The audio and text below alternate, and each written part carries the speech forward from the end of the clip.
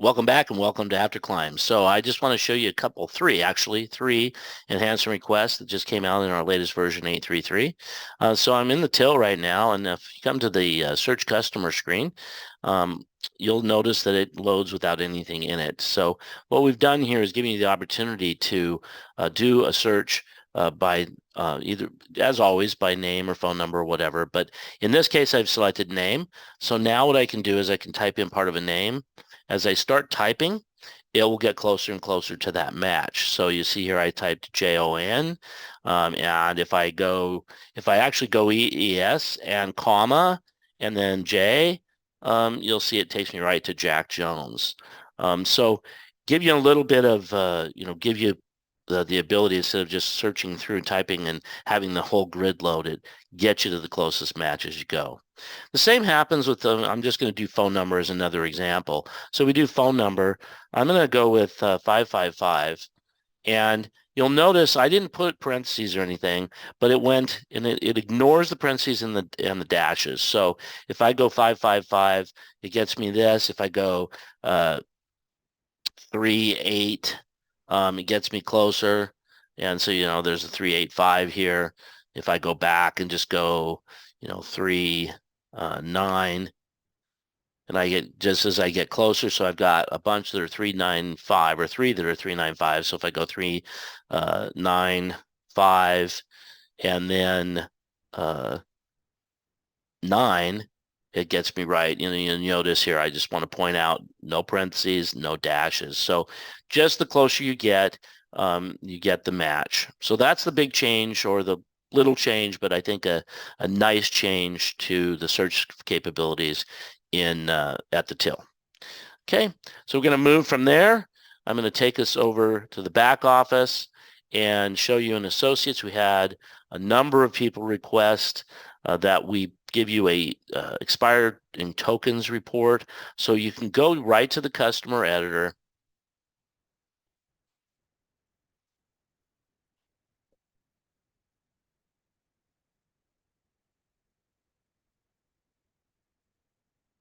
And we can go down to report, go print reports, export data. You get your list of reports. Click next. We go to the token report, customer tokens, and we do that. It gives us an additional field, token expiration. Now, you probably want to do this for 30 or 60 days out. I don't have anything that expires like that, so I'm going to go 360 days out. And then when I do that, I'm going to add all of my customers to the search.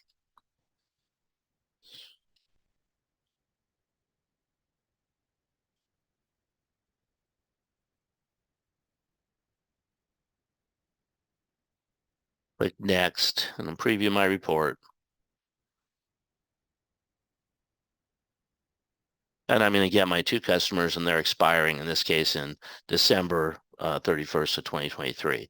But you'd probably be doing this for, like I said, 30 to 60 days, so that you can then call the customer and say, your token's expiring. Would you like to add a new token, and get that information at that time?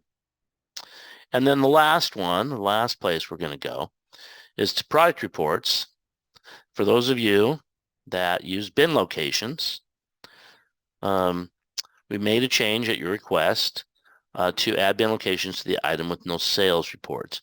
Now, we teach bin location as something that you should be doing and using. And if you're using this is really helpful. So I'm going to go to the item with no sales report.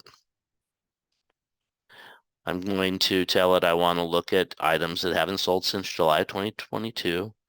I'm also only going to show items. I like to look, if items were created in the last 90 days, I don't want to know if they haven't sold yet. I don't want them on that report. So I choose 90. You might do 180. You might do 160, whatever works for you. But I like that and actually I don't go with created, I go activated.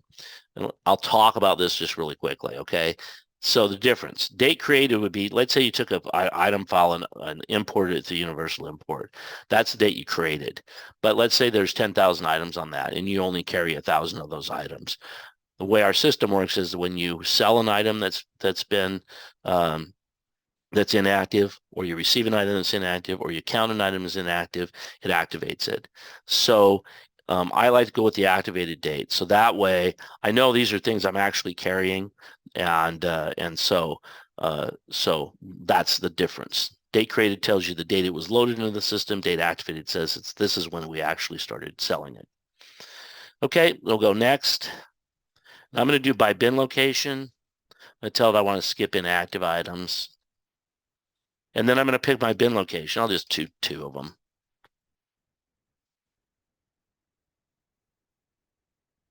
The reason this is nice is because if you're managing your inventory by bin location, the same time you're doing counting and so forth, you can also then find the things that actually aren't selling. And those are the things that you're going to want to get off of your shelf, or reduce the inventory or something along those lines. So you can look at movement reports and those others. But the important point here is now you can, if you're managing things by bin location, you can now run the items with no sales report by bin location as well. And that's the wrap. That's the three enhancements that I wanted to discuss.